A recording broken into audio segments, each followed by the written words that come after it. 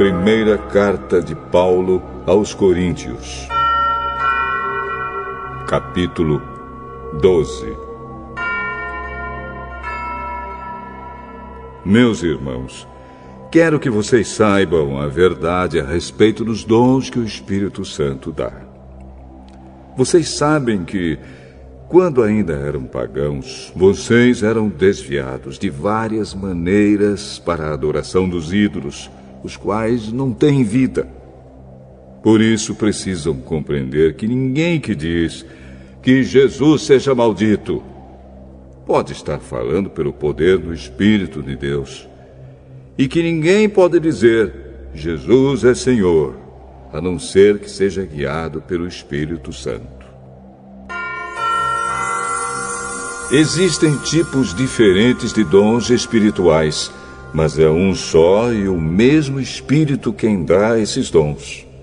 Existem maneiras diferentes de servir, mas o Senhor que servimos é o mesmo.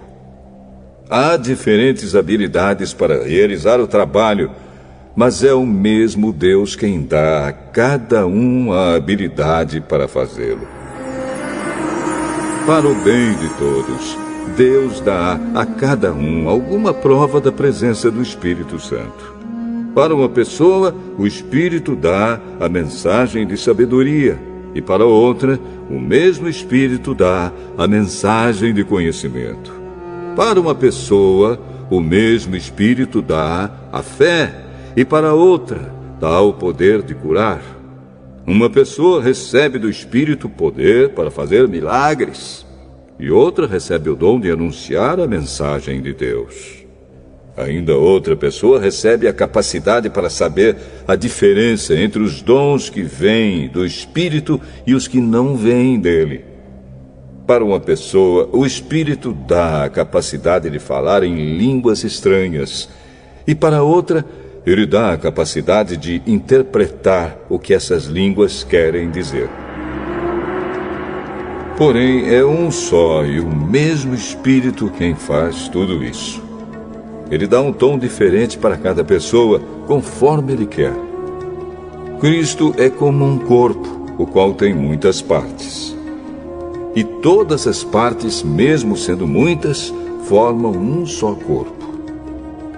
Assim também, todos nós, judeus e não judeus, escravos e livres, fomos batizados pelo mesmo Espírito para formar um só corpo. E a todos nós foi dado de beber do mesmo Espírito. Pois o corpo não é feito de uma só parte, mas de muitas. Se o pé disser, já que não sou mão, não sou do corpo, nem por isso deixa de ser do corpo. Se o ouvido disser, já que não sou olho, não sou do corpo, nem por isso deixe de ser do corpo. Se o corpo todo fosse olho, como poderíamos ouvir? E se o corpo todo fosse ouvido, como poderíamos cheirar? Assim Deus colocou cada parte diferente do corpo conforme Ele quis. Se o corpo todo fosse uma parte só, não existiria corpo. De fato, existem muitas partes, mas um só corpo.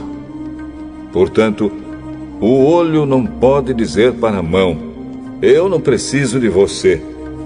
E a cabeça não pode dizer para os pés, não preciso de vocês.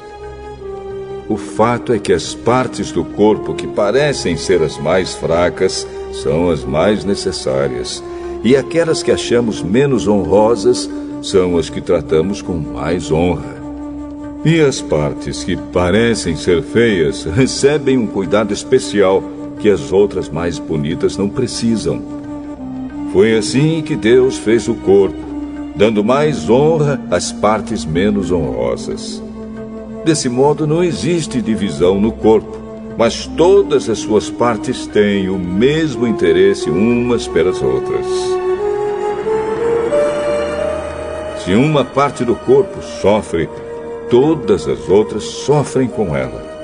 Se uma é elogiada, todas as outras se alegram com ela. Pois bem, vocês são o corpo de Cristo e cada um é uma parte desse corpo. Na igreja, Deus pôs tudo no lugar certo. Em primeiro lugar, os apóstolos. Em segundo, os profetas. E em terceiro, os mestres. Em seguida, pôs os que fazem milagres. Depois, os que têm o dom de curar, ou de ajudar, ou de liderar, ou de falar em línguas estranhas. Nem todos são apóstolos, ou profetas, ou mestres. Nem todos têm o dom de fazer milagres, nem de curar doenças, nem de falar em línguas estranhas, nem de explicar o que essas línguas querem dizer. Por isso, se esforcem para ter os melhores dons. Porém, eu vou mostrar a vocês o caminho que é o melhor de todos.